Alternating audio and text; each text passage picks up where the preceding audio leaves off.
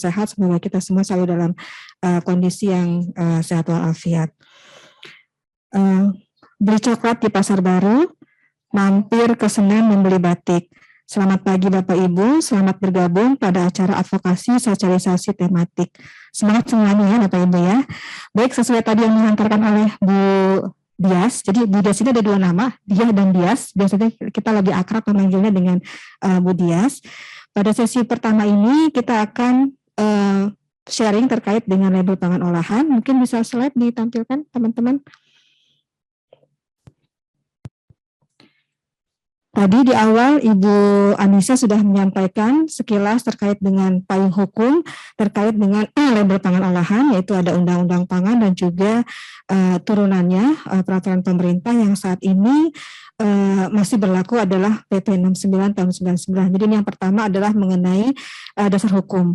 Jadi di pangan sendiri yang paling tinggi peraturan ini adalah di Undang-Undang Nomor 18 Tahun 2012 tentang Pangan. Tadi sudah dikupas secara singkat oleh Ibu Direktur terkait dengan amanah dan juga isi untuk Undang-Undang Nomor 18 Tahun 2012. Kemudian yang terkait dengan label, ini ada PP 69 Tahun 99, meskipun ini bukan merupakan turunan langsung dari Undang-Undang Nomor 18 Tahun 2012, tapi masih berlaku karena memang turunannya masih dalam finalisasi. Jadi tadi sudah dijelaskan juga beberapa hal yang ada perbedaan antara undang-undang dengan PP, namun yang berlaku adalah Undang-Undang 18 tahun 2012. Nah, turunan dari PP ini adalah peraturan teknis yang ada di kementerian lembaga, dan untuk label pangan olahan ini sesuai dengan Pasal 108 di Undang-Undang Nomor 18 diamanahkan kepada Badan POM, dan pada tahun 2018 sudah diundangkan Peraturan Badan POM Nomor 31 Tahun 2018 tentang label pangan olahan. Maaf, saya terdengar di Zoom kan ya? Dengar ya. Kemudian di tahun 2021 Perda POM 31 direvisi, namun revisinya ini sebagian jadi menggunakan term perubahan atas, jadi tidak mencabut yang per BPOM 31 tapi merevisi sebagian dari per BPOM 31. Jadi ada per BPOM nomor 20 tahun 2021 tentang perubahan atas Peraturan BPOM nomor 31 tahun 2018 tentang label pangan olahan. Jadi dua-duanya ini masih berlaku. Jadi ketika Bapak Ibu nanti membaca regulasi tentang label pangan olahan dari Badan POM, maka dibacanya dua, antara per BPOM 31 dan juga per BPOM nomor 20. Ada beberapa poin yang dihapus, ada beberapa poin yang ditambahkan. Jadi membaca secara keseluruhan. Jadi tidak hanya 20 atau 31 saja. Lanjut. Ya, ini seperti disampaikan oleh Ibu Dir bahwa salah satu lingkup dari penyelenggaraan pangan adalah label dan iklan pangan. Jadi kenapa penting sekali pengaturan label dan iklan pangan ini, karena saya ditegaskan kembali dalam undang-undang bahwa tujuannya adalah untuk memberikan informasi yang benar, informasi yang jelas kepada masyarakat. Nanti detail informasi apa saja yang benar, informasi yang jelas nanti akan diuraikan, akan didetailkan di peraturan teknis, yaitu di peraturan BPOM yang nomor 31 dan nomor 20. Kemudian ini juga tadi sudah ya, bahwa label itu berlaku untuk seluruh pangan yang telah melalui proses pengemasan akhir dan diperdagangkan, dan tidak berlaku untuk yang dikemas atau dibungkus di hadapan pembeli. Nanti di peraturan BPOM nomor 31 ada penjelasan rinci terkait dengan ketentuan ini. Lanjut. Ini juga mengenai larangan, tadi sudah disampaikan oleh Ibu Anisha, lanjut saja. Ya, ini sudah sampaikan juga tadi terkait dengan label ikan pangan, lanjut. Ya, tadi ini juga mengapa pengaturan label itu menjadi penting, tadi ada terkait dengan masyarakat, kemudian pelaku usaha dan juga pemerintah. Jadi semua memiliki peranan dan memiliki kontribusi terkait dengan implementasi dan pentingnya implementasi dari label pangan olahan. Lanjut. Ya, ini kita masuk ke dalam regulasi teknis terkait dengan pelabelan pangan olahan. Ini adalah definisinya, ini kita ambil dari Undang-Undang Pangan, kemudian juga di PP Label, bahwa label pangan adalah setiap keterangan mengenai pangan yang bisa berbentuk gambar, berbentuk tulisan, atau kombinasi keduanya, atau bentuk lain yang disertakan pada pangan, ada contohnya di bagian tengah, kemudian ditempelkan pada kemasan atau merupakan bagian dari kemasan tersebut. Ini adalah contoh-contoh bagaimana cara menyantumkan informasi atau label pada kemasan pangan. Ada beberapa opsi pilihan yang dapat diimplementasikan oleh para pelaku usaha. Lanjut. Ya, ini ketentuan secara umum mengenai ukuran huruf dan angka. Jadi yang pertama bahwa sesuai dengan Undang-Undang Nomor 18 Tahun 2012 bahwa setiap orang yang mengedarkan pangan olahan wajib menggunakan bahasa Indonesia. Yang pertama ini wajib menggunakan bahasa Indonesia. Apakah boleh menggunakan istilah asing? Istilah asing dapat digunakan selama memang tidak ada padanannya atau sudah dijelaskan dalam keterangan sebelumnya. Ini masih dimungkinkan. Kemudian untuk pencantuman tulisan secara umum bahwa pencantuman tulisan ini wajib dicantumkan secara teratur, kemudian jelas, mudah dibaca, dan proporsional dengan luas permukaan label. Jadi jangan sampai nanti mungkin ya ketika nanti mengimplementasikan di dalam label misalnya tulisan kedaluarsanya misalnya jauh lebih besar dibandingkan misalnya dengan tulisan nama jenisnya. Artinya ada proporsional, kemudian terkait dengan gambar, terkait dengan warna, sehingga konsumen dan masyarakat bisa melihat, bisa membaca secara jelas informasi-informasi yang di label, mungkin terhadap pilihan warna desain kemasan, kemudian juga pilihan terhadap warna desain hurufnya itu juga perlu diperhatikan sehingga bisa terbaca dengan mudah oleh konsumen. Untuk ukuran huruf ini juga sudah diatur di dalam Perbepom 31.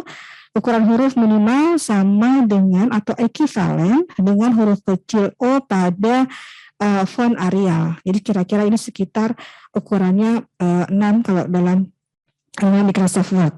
Dan untuk kemasan yang kecil yang di bawah 10 cm persegi ini minimal 0,75 mm. Ini memang kalau kita lihat sangat kecil sekali, tapi ini masih mungkin bisa dibaca oleh orang dengan kondisi yang normal seperti itu. Lanjut. Nah, ini ada beberapa keterangan yang sedikitnya atau sekurang-kurangnya atau yang minimal yang wajib ada di dalam label pangan olahan. Ada 9. Yang pertama ada nama produk, kemudian daftar bahan, berat atau isi bersih, nama dan alamat pihak yang memproduksi atau mengimpor, halal bagi yang dipersyaratkan, tanggal dan kode produksi, keterangan kedaluarsa, nomor izin edar, dan asal usul bahan pangan tertentu. Ini 9 keterangan yang minimal harus ada di dalam label pangan olahan. Lanjut. Di antara 9 ini ada 6 yang wajib dicantumkan pada bagian yang paling mudah dilihat, yaitu bagian yang ketika Bapak Ibu mendisplay atau melihat produk tersebut, dia berada dalam satu sisi pandang. Misalnya kemasannya botol, ketika dia di retail dipajang, maka yang paling depan itu, yang kelihatan pertama kali oleh konsumen itu kita anggap sebagai bagian yang paling mudah dilihat. 6 keterangan yang wajib dicantumkan pada bagian yang paling mudah dilihat adalah nama produk, berat bersih, nama dan alamat pihak yang produksi atau mengimpor, halal bagi yang dipersyaratkan, keterangan kedaluarsa, dan nomor izin edar. Ini 6 keterangan yang wajib dicantumkan pada bagian yang paling mudah dilihat. Keterangan lainnya dapat dicantumkan pada bagian lainnya. Ini contoh kemasannya, misalnya ada botol, ada kotak, atau kaleng. Saya rasa ini mudah ya untuk memahaminya. Ya, tadi yang 9 keterangan itu adalah 9 keterangan yang wajib dicantumkan untuk produk yang di retail, yang sampai ke tangan konsumen ke tingkat masyarakat, ke tingkat yang paling kecil. Untuk produk yang B2B, mungkin bisa next slide. Ya, ini produk yang B2B yang nantinya dia akan diolah kembali menjadi pangan olahan, walaupun dia tidak wajib memiliki nomor izin edar, tapi tetap wajib mencantumkan label. Namun, keterangan yang dicantumkan minimal ada 5, yaitu nama produk, berat atau isi bersih, nama dan alamat pihak yang produksi atau mau impor, tanggal dan kode produksi, dan keterangan kedaluarsa. Ini merupakan informasi yang penting mungkin bagi pelaku usaha yang akan mengolah kembali, bahwa dia harus tahu gitu ya. Ini misalnya barang B2B-nya itu misalnya di sini contohnya tepung tapioka. Dia harus tahu ini barangnya apa sih namanya gitu ya. Kemudian mungkin yang penting adalah kapan ini kedaluarsanya, karena ketika nanti dia akan mengolah kembali menjadi pangan olahan lain, ini akan sangat terkait sekali dengan keamanan dan mutu produk yang dihasilkannya. Lanjut. Ini cara pencantuman untuk yang produk B2B. Jadi ketika produk tersebut dia langsung dijual atau tidak dilakukan oleh pelaku usaha sendiri, maka dia wajib mencantumkan keterangan tidak untuk diperdagangkan secara eceran, kemudian tidak untuk dikemas ulang, dan hanya untuk kebutuhan hotel, restoran, dan catering. Ini juga dapat menggunakan kalimat semana yang yang artinya bisa semakna. Kemudian mungkin lanjut saja. Nah, yang pertama sekarang dari 9 keterangan ini kita masuk satu persatu ke bagian-bagiannya. Yang pertama adalah nama produk. Nama produk terdiri dari 2, yaitu nama dagang dan nama jenis. Nama dagang sesuatu yang voluntary, boleh dicantumkan, boleh enggak, tapi untuk nama jenis ini menjadi sesuatu yang mandatori, wajib dicantumkan pada label pangan olahan. Nama dagang ini bisa berupa gambar, kata, huruf, angka, susunan warna, atau bentuk lain yang memiliki daya pembeda. Ini kami yakin bahwa setiap pelaku usaha pasti gitu ya akan menjual produknya dengan brand yang memiliki daya tarik berbeda untuk konsumen. Nah, untuk nama jenis ini adalah pernyataan yang atau keterangan tentang identitas dari pangan olahan tersebut.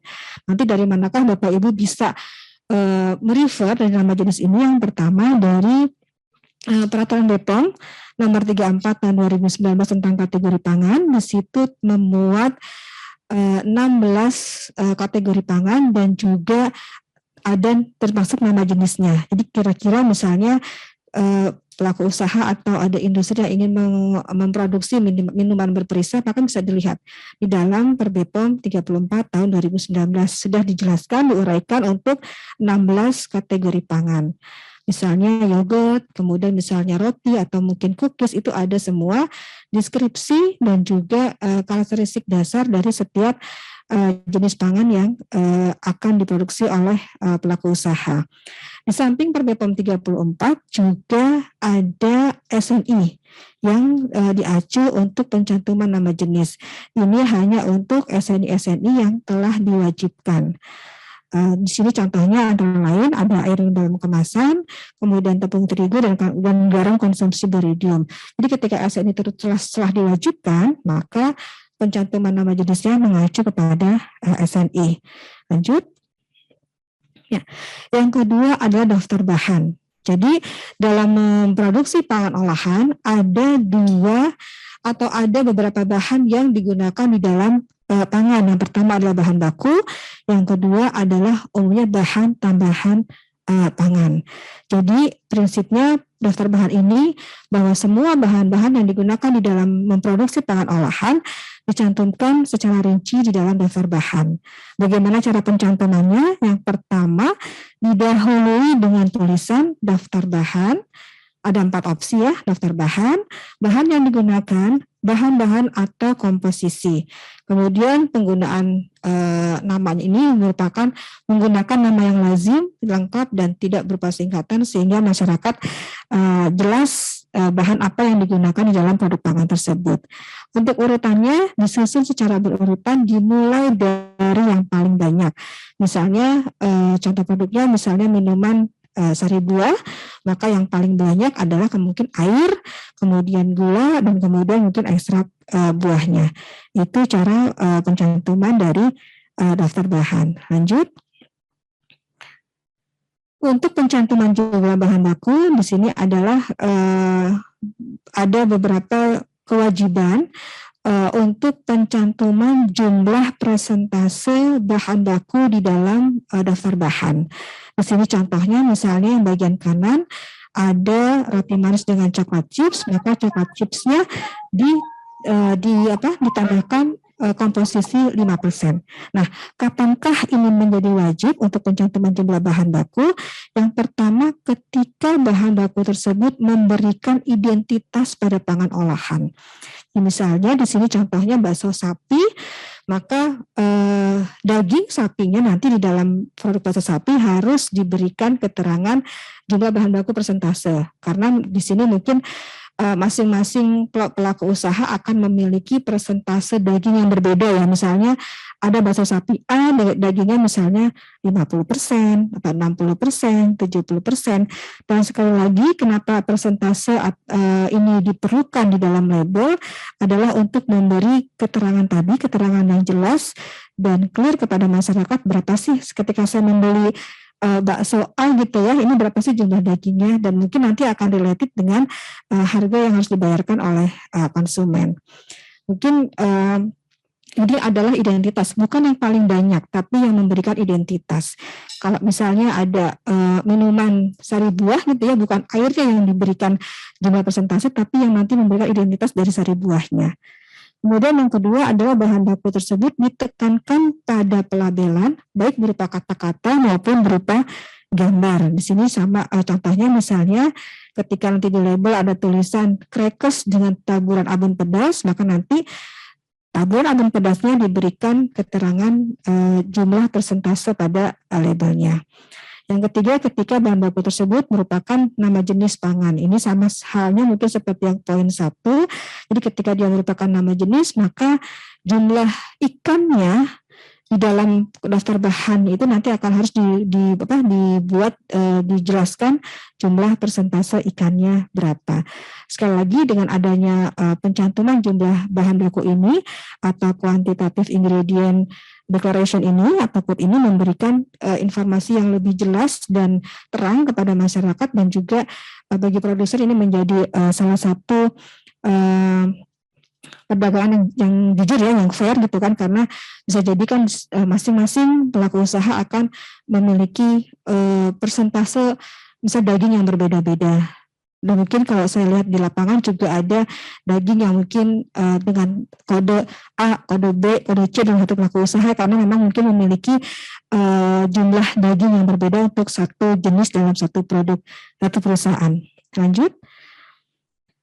Ya, untuk bahan tambahan pangan, mungkin besok Bapak Ibu akan dijelaskan lebih detail mengenai bahan tambahan pangan, apa itu bahan tambahan pangan, kemudian jenisnya apa saja. Nah, untuk di label, bagaimana cara pencantumannya? Yang pertama adalah dicantumkan nama golongan BTP-nya. Ada 27 golongan BTP, pemanis, kemudian pengemulsi, pengawet, pengatur keasaman, dan lain-lain. Itu dicantumkan semua nama golongannya untuk 27. Untuk yang 5 golongan, antioksidan, pemanis, pengawet, pewarna, dan penguat rasa, di samping golongannya juga dicantumkan jenisnya. Jadi ketika nanti menyebutnya di dalam label misalnya pengawet, maka harus dicantumkan juga asam benzoat. Misalnya dicantumkannya pemanis, maka dicantumkan juga jenisnya misalnya siklamat atau sakarin. Jadi harus menggunakan jenisnya ketika menggunakan atau ketika mencantumkan 5 golongan BTP ini. Kemudian untuk BTP carry over, ini carry over adalah BTP ikutan yang tidak ditambahkan langsung, tapi dia terikut dari bahan baku yang digunakan. Ini juga wajib dicantumkan golongan dan jenisnya untuk 5 golongan BTP saja, yaitu antioksidan, pemanis, pengawet, pewarna, dan penguat rasa. Jadi dicantumkan jenisnya hanya untuk yang 5 golongan saja. Ini contohnya misalnya ada produk tepung terigu, dan ada gulanya. Di gulanya itu dia ada carry over dari pengawet sulfitnya, maka dicantumkan. Ini menjadi penting dicantumkan, terutama bagi nanti ketika ada pengawasan post market. Nanti ketika di post market kemudian di sampling misalnya ada produk pangan gitu ya yang dia tidak mencantumkan misalnya tidak mencantumkan sulfit, tapi di lapangan kemudian di sampling ternyata ada sulfitnya dan itu tidak diizinkan untuk kategori pangan tersebut, maka akan menjadi menjadi produk yang tidak memenuhi syarat. Tapi ketika dia mencantumkan carry over, maka ini menjadi jelas bagi pengawas bahwa ini merupakan BTP carry over yang memang terbawa dari bahan bakunya. Nanti bagaimana pengaturan carry over mungkin bisa akan dijelaskan lebih detail terkait dengan bahan tambahan pangan. Lanjut. Ya, apakah boleh gitu ya mencantumkan informasi tanpa BTP gitu ya? Di sini tanpa bahan tambahan pangan. Sudah diatur di dalam peraturan ini bahwa pencantuman informasi tanpa BTP hanya diizinkan untuk golongan BTP, pemanis buatan, pengawet, pewarna sintetik, antioksidan, dan penguat rasa. Jadi ketika mencantumkan informasi tanpa BTP hanya untuk 5 golongan ini saja. Dan cara pencantumannya pun sudah diatur, sudah ditetapkan di dalam Perbepom 31, yaitu tanpa pemanis buatan, tanpa pengawet, tanpa pewarna sintetik, tanpa antioksidan, dan tanpa penguat rasa. Jadi dicantumkannya pada bagian komposisi dengan ukuran huruf yang sama dengan daftar bahan yang lain. Jadi tidak boleh di highlight, tidak boleh dibuat yang eye-catching, tapi posisinya sama dengan daftar bahan di komposisi. Kemudian tidak diizinkan mencantumkan nama jenis, jadi hanya golongannya saja, dan tidak diizinkan untuk jenis BTP yang beririsan dengan fungsi zat gizi. Ada beberapa misalnya seperti mungkin tocopherol, kemudian itu beririsan dengan zat, itu tidak diizinkan dicantumkan ketika dia untuk mencantumkan tanpa BTP. Ini contohnya di gambar yang paling bawah, misalnya daftar bahan, kemudian ada tanpa penguat rasa. Jadi dia menyebutkan golongannya, dan ketika dia menyebutnya tanpa MSG, kemudian non MSG, ini merupakan contoh yang salah. Lanjut. Saya sampai jam berapa ya? 7 menit. Lanjut.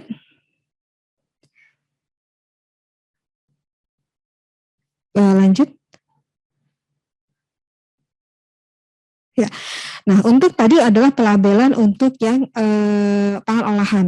Untuk pelabelan bahan tambahan pangan ini berdasarkan yang kita revisi juga di dalam Perbepom 21 Perbepom 20 tahun 2001 ada pelabelan BTP untuk BTP tunggal dan BTP campuran, baik yang dia dijual secara eceran maupun yang dijual ke pelaku usaha. Jadi yang retail maupun yang B2B. Lanjut. Nah, untuk BTP yang BTP tunggal ini pencantuman keterangan-keterangannya pada label itu seperti yang ada 9 tadi, dan ditambah dengan tulisan bahan tambahan pangan, kemudian nama golongan dan nama jenis BTP. Untuk penggunaan batas maksimal penggunaan BTP ini hanya berlaku untuk BTP tunggal yang dijual retail atau yang dijual eceran. Untuk yang B2B ini tidak diberlakukan. Untuk BTP pemanis juga wajib dicantumkan beberapa keterangan seperti kesetaraan kemanisan, kemudian tulisan untuk penderita diabetes dan seterusnya, dan juga tulisan mengandung pemanis buatan disarankan tidak dikonsumsi oleh anak di bawah usia 5 tahun, ibu hamil, dan ibu menyusui. Untuk BTP yang mengandung folio wajib dicantumkan konsumsi berlebihan mempunyai efek lasatif. Ini untuk BTP tunggal. Lanjut. Untuk BTP campuran, prinsipnya sama, label dicantumkan seperti yang tadi 9 keterangan, namun ada tambahannya, penamaan tulisan bahan tambahan campuran. Kemudian nama golongan BTP yang memiliki fungsi utama. Nah, untuk jenis pangan olahan yang diizinkan dan takaran penggunaan BTP ini hanya diberlakukan pada BTP campuran yang dijual secara eceran, karena nanti si pengguna harus tahu pangan olahannya apa aja yang dibolehkan menggunakan BTP campuran ini dan berapa takaran yang boleh digunakan oleh konsumen. Lanjut. Ya, ini peringatan yang harus dicantumkan disertai pada pangan olahan yang mengandung pemanis buatan. Yang pertama adalah Pangan olahan yang mengandung pemanis buatan, ini dicantumkan keterangan mengandung pemanis buatan, disarankan tidak dikonsumsi oleh anak di bawah usia 5 tahun, ibu hamil dan ibu menyusui. Untuk pangan penderita diabetes, dicantumkan untuk penderita diabetes dan orang yang membutuhkan makanan berkalori rendah. Untuk yang pangan olahan yang menggunakan aspartam, ditambahkan keterangan mengandung fenilalanin, tidak cocok untuk penderita fenilketonurik. Dan untuk pangan yang mengandung pangan poliol, baik dia sebagai pemanis maupun dia sebagai ingredient, juga harus sesuai keterangan konsumsi berlebihan mempunyai efek lasaktif. Lanjut. Untuk berat bersih, ini kita sudah sama-sama ketahui bahwa ada yang berbentuk padat, cair, dan semi padat. Ini satuan yang digunakan. Untuk berat bersih miligram, gram atau kilogram, kemudian untuk cair, mililiter atau liter, sedangkan untuk semi padat bisa menggunakan berat bersih atau isi bersih tergantung nanti dari tekstur dari produk semi padatnya.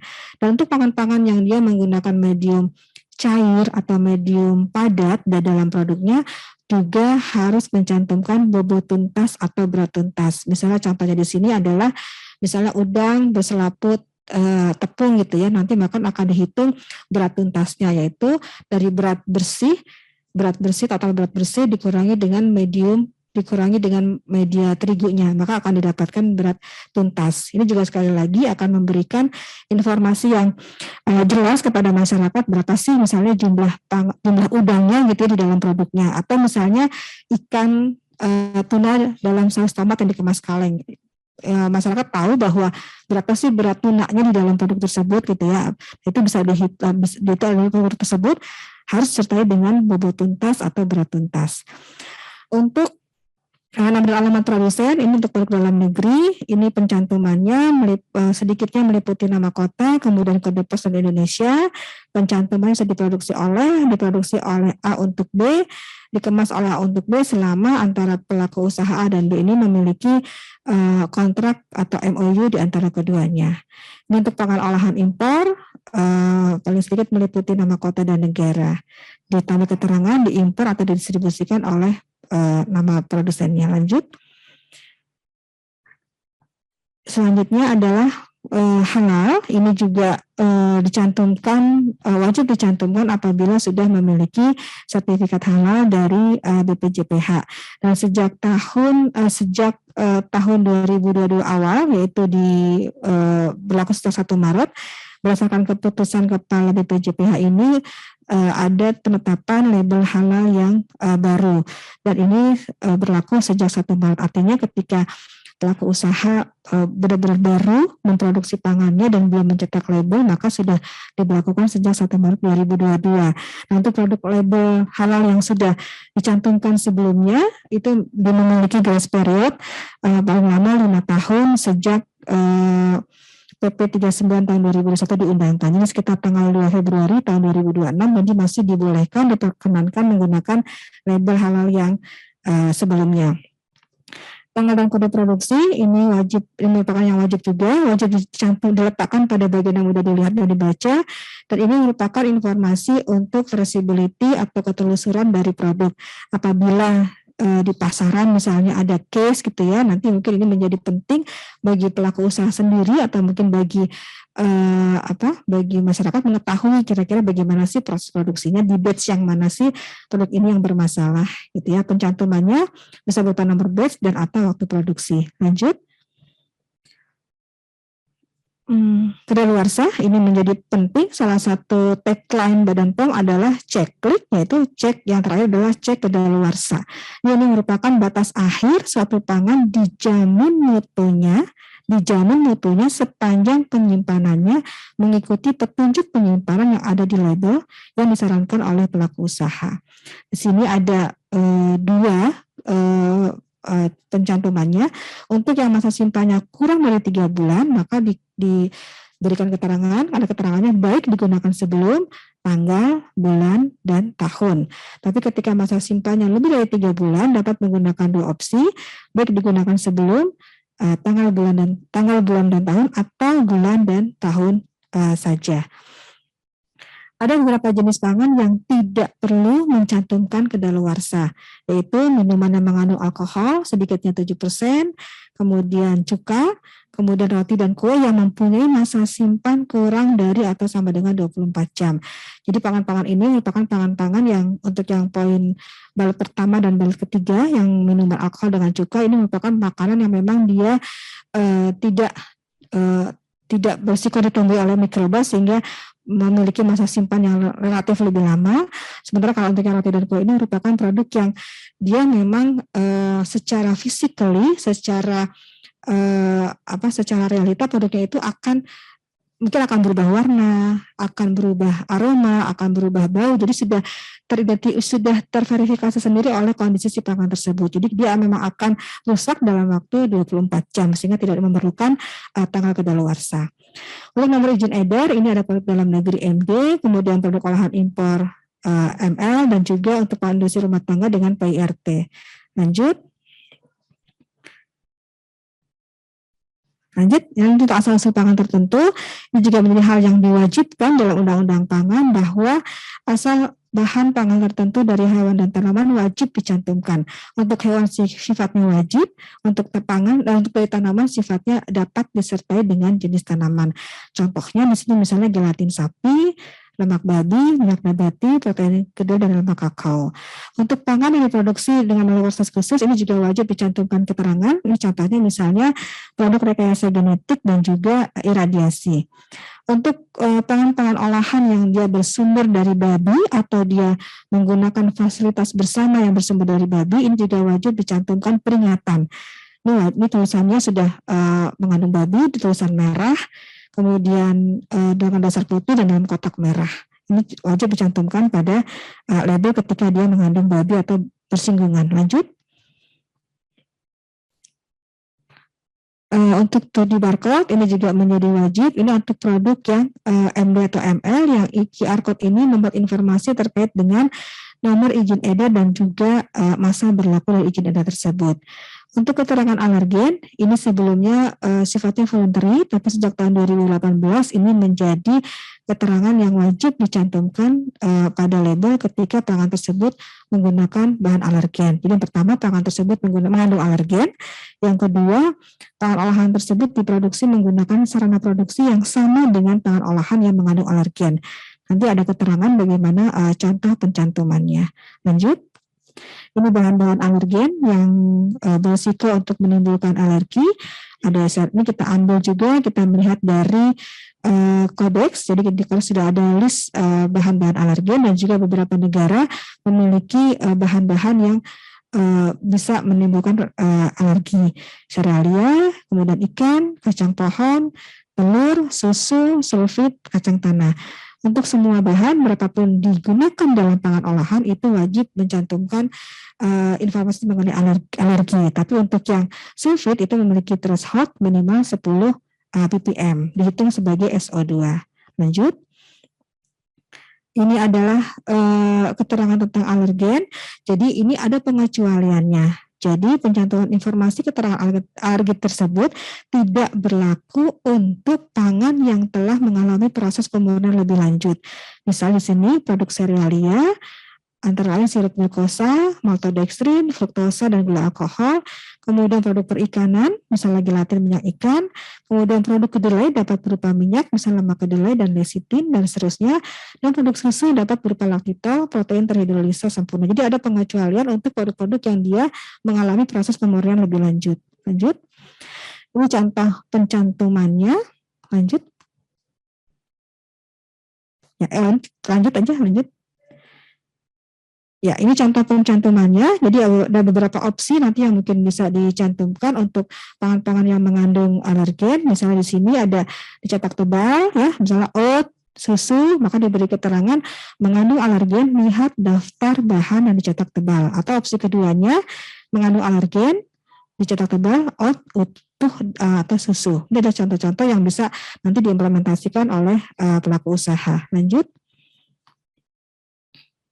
Ini untuk pencantuman alergen yang diproduksi menggunakan sarana produksi yang sama dengan pangan olahan yang mengandung alergen. Jadi contoh di sini adalah diproduksi menggunakan peralatan yang juga memproses susu misalnya, atau mungkin yang lain kacang misalnya. Jadi perlu harus dicantumkan juga yang mencantumkan pangan yang diproduksi bersama dengan sarana produksi yang sama. Dan ini jika pelaku usaha ini dapat menjamin tidak ada trace alergen pada produksinya, maka pencantuman tersebut tidak diberlakukan. Tapi tetap harus disertai dengan dokumen-dokumen yang mendukung bahwa memang tidak ada trace alergen. Lanjut. Ya, ini untuk yang carry over, jadi mungkin mirip-mirip dengan tadi yang bahan tambahan pangan, tetap mencantumkan ketika dia menggunakan bahan baku yang memang ada potensi alerginya. Lanjut. Ya, ini untuk peringatan, tadi samping untuk minuman beralkohol dicantumkan peringatan, dicantumkan keterangan minuman beralkohol, kemudian juga di-declare mengandung alkohol berapa persen, dan diberikan peringatan di bawah umur 21 tahun, dilarang dikonsumsi oleh wanita hamil untuk mengkonsumsi minuman beralkohol. Kemudian untuk produk susu ditambahkan peringatan, perhatikan tidak untuk menggantikan air susu ibu dan tidak cocok untuk bayi sampai usia 12 bulan. Untuk susu keterangan analognya juga ditambahkan keterangan dan ditambahkan tidak dapat digunakan sebagai satu-satunya sumber gizi. Lanjut. Oke, lanjut. Ya, ini untuk yang tulisan logo atau gambar terkait dengan kelestarian lingkungan dan atau kemasan pangan, ini sifatnya voluntary, sifatnya dapat dicantumkan. Jadi tidak merupakan hal yang wajib terkait dengan kelestarian lingkungan dan juga dicantumkan pada kemasan pangan. Hal ini juga akan nanti terkait seperti misalnya untuk kelestarian lingkungan, contohnya tadi ramah lingkungan, ini juga nanti akan terkait dengan Kementerian Lingkungan Hidup dan Kehutanan. Bagaimana cara memperolehnya, bagaimana penilaiannya itu nanti ada di dalam KLHK. Demikian juga dengan kemasan pangan, juga mengikuti ketentuan yang ada di peraturan Menteri Perindustrian. Lanjut. Untuk informasi nilai gizi yang juga diwajibkan dalam Perpres 31 bahwa setiap pangan olahan wajib mencantumkan keterangan kandungan gizi untuk semua pangan olahan. Nanti akan dijelaskan lebih detail oleh narasumber berikutnya. Lanjut. Nah, ini untuk keterangan-keterangan membedakan mutu. Jadi misalnya menggunakan keterangan alami, kemudian murni atau 100%, kemudian dengan asli, segar, dan dari. Ini merupakan ada lebih detail, nanti mungkin Bapak Ibu bisa mengunduh di Perpres 31 dan Perpres 20 untuk clue-clue terkait dengan pencantuman kata-kata ini untuk membedakan mutu. Lanjut. Ini adalah summary atau ringkasan tadi yang saya sampaikan bahwa ada di 9 keterangan tersebut. Coba kita tampilkan dalam satu desain kemasan sehingga mungkin Bapak Ibu bisa mudah untuk melihatnya.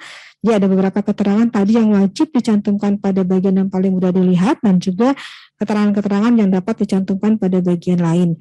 Jadi ada nama dan alamat produsen, kemudian halal, nama dagang, nama produk, informasi nilai gizi, berat bersih, nomor izin edar, daftar bahan, cara penyimpanan, informasi alergen, kode produksi, kode barcode, dan kedaluarsa. Ini keterangan-keterangan yang ada di dalam label pangan olahan. Lanjut.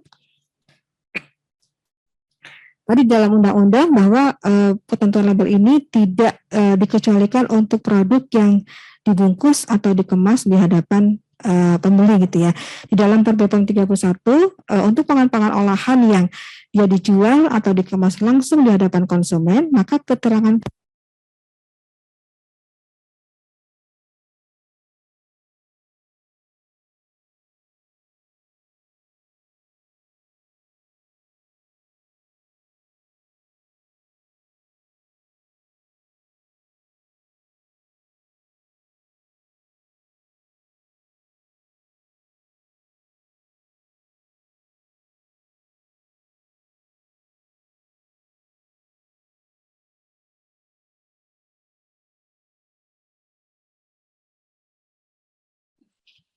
mohon maaf Bapak Ibu, suara saya terdengar lagi. Ini sepertinya ada masalah teknis di ruangan. Apakah terdengar? Terdengar suara saya? Dengar Bu. Ibu. Baik, mungkin kita lanjutkan sedikit lagi untuk yang label pangan olahan. Jadi untuk tadi ada pengecualian dalam Undang-Undang Pangan bahwa untuk pangan-pangan yang dikemas di hadapan konsumen tidak memerlukan ketentuan label ini. Tapi kita melihat di praktek di lapangan bahwa banyak sekali di tingkat retail yang menjual atau mengemas produknya di hadapan pembeli. Itu media informasi atau keterangan-keterangan labelnya itu dicantumkan pada brosur, leaflet, atau banner. Dan informasi yang dicantumkan pun tidak harus seperti yang 9 keterangan yang di awal, tapi untuk nama produk, daftar bahan yang digunakan, halal bagi yang dipersyaratkan, dan juga keterangan kedaluarsa. Ini juga memberikan informasi yang penting kepada konsumen ketika mereka membeli, misalnya ya, di retail itu ada bahan-bahan untuk membuat kue, misalnya ada margarin atau mungkin coklat yang dijual di hadapan konsumen, mereka juga tahu bahwa ini produknya kapan sih kedaluarsanya, kemudian apakah komposisinya apa saja. Ini merupakan informasi yang penting juga untuk konsumen. Lanjut. Ya, ini di dalam Perpres 31 dan Perpres 20 juga ada larangan-larangan. Ada hal-hal yang tidak boleh dilakukan oleh pelaku usaha. Prinsipnya sama dengan PP 69 tahun 99 bahwa pangan tersebut tidak boleh difungsikan sebagai obat. Pangan tersebut tidak boleh mencantumkan terkait dengan kesehatan kecuali diatur dalam peraturan perundang-undangan. Jadi ini yang menjadi penting yang sejalan dengan APP 69 tahun 99. Nanti di bawah larangan ini masih banyak beberapa hal yang tidak boleh dilakukan atau dituangkan di dalam label. Lanjut. Ini beberapa pedoman yang sudah kita rilis. Tahun 2019 kita sudah mengeluarkan pedoman pencantuman jumlah bahan baku dan informasi alergen. Nanti Bapak Ibu bisa mengunduh di sukses standarpangan.pom.go.id. Itu dijelaskan bagaimana pencantuman quantitative ingredient declaration atau QID, bagaimana mencantumkan jumlah persentase bahan baku di dalam daftar bahan, kemudian juga alergen, bagaimana mencantumkan opsi-opsi yang boleh dicantumkan di dalam label. Di tahun 2020 kita sudah mengeluarkan juga pedoman label pangan olahan. Ini merupakan penjelasan dari Perbepom nomor 31 tahun 2018. Jadi di sini kami menyertai dengan contoh-contoh, baik contoh yang benar maupun contoh yang salah, sehingga mungkin bagi user, bagi pelaku usaha dan juga Bapak Ibu pengawas bisa langsung mendetek gitu ya, oh ini contoh yang salah, ini contoh yang benar, gitu. Sehingga memudahkan ketika membaca dari Perbepom 31 dan Perbepom 20 tahun 2021.